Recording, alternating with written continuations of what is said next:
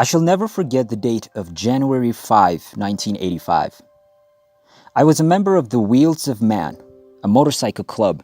Riding with that crazy lot was some of the finest moments of my life. But this is not a story about being a biker. It is about my crash on a classic 1965 Harley-Davidson Panhead ex-police bike. I was ready to leave the clubhouse when one of the brothers requested if I might drive his son home. I assured him, sure, no problem, because I had not had any alcohol that day. We headed out to the bike after I met Frank. I got on the bike, he got on, and we rode a few streets so he could retrieve his bike and return to the clubhouse where he worked part-time. When it happened, I was only a block away from his house. While I was driving 45 miles per hour, a drunk driver made an incorrect left turn in front of me. He slammed the front of the vehicle into us on the passenger side, just past the front bumper.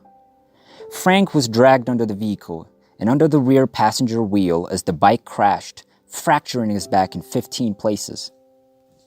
When the motorbike accident occurred, I was knocked out of my body, and the NDE occurred immediately upon impact. I was outside my body, observing everything that happened to me, the bike and Frank in slow time. Poor Frank was all I could think.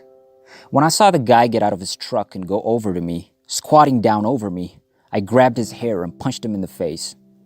Even though I was not in my body, I was still kicking some ass. I recall seeing bystanders and the ambulance arrive, as well as a couple of paramedics sprinting over to where my corpse lay lifeless on the road. I was back in my body, in excruciating anguish throughout my entire body. I recall seeing a paramedic hovering above me and shining a light in my eyes, followed by another siren, most likely a cop car or fire truck. I was now in an ambulance. I recall hearing one of the medics say, "We're losing him," while I was drifting in and out of consciousness. The flat line on the cardiac monitor they had placed on my chest was audible to me.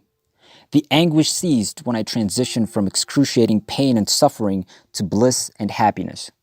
It was unlike anything I would have ever experienced before.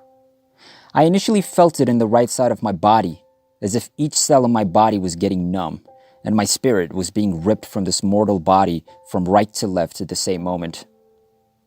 It was not painful, but it was a frightening sensation. Then it happened. Total tranquility. After entering the ambulance, I never saw a tunnel of light or floated above my body.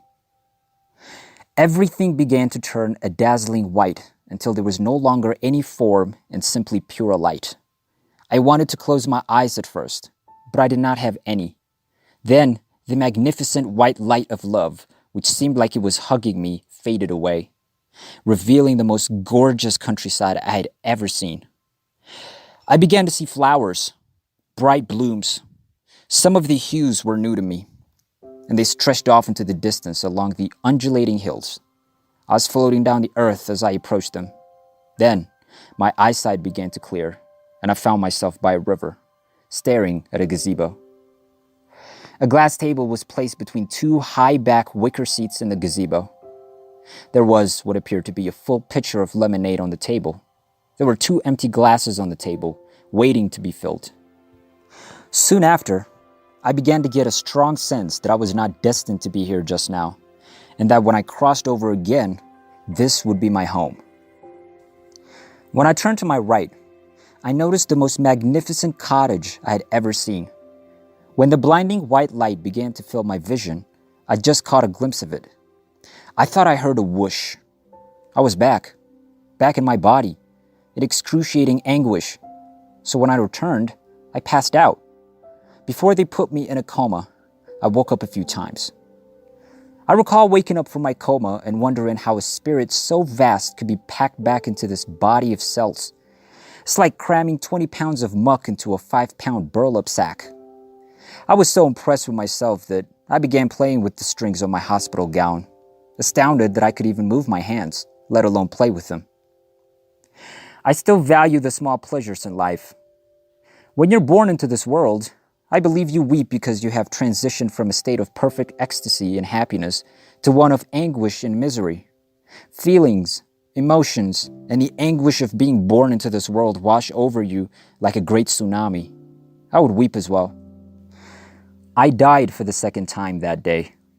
As you might expect, I regularly think back to that day in 1985. Going through this had made me value life even more. But there's more. It made me despise this location. Allow me to attempt to explain. When I became fully conscious, I began to view things in a new light. For example, I understood how rare and valuable life is, and how we, as a race, or more accurately, civilization, take practically everything for granted when it is all a gift. Experiences as a gift. This world is rich in diversity and adventure, but most of us will never fully appreciate the experience if governments continue to stand in the way of experiencing life to the fullest. I believe that if we all began accepting personal responsibility for everything we do and stopped begging for forgiveness for everything that we do, we would be able to begin experiencing life more fully and with more appreciation. Life is full of ups and downs, and it is through these experiences that we become who we are. I could go on and on about humanity's ethics, but this was a personal experience, and I think I've spoken enough for now. To everyone who have and have not seen life through the eyes of death, I wish you peace.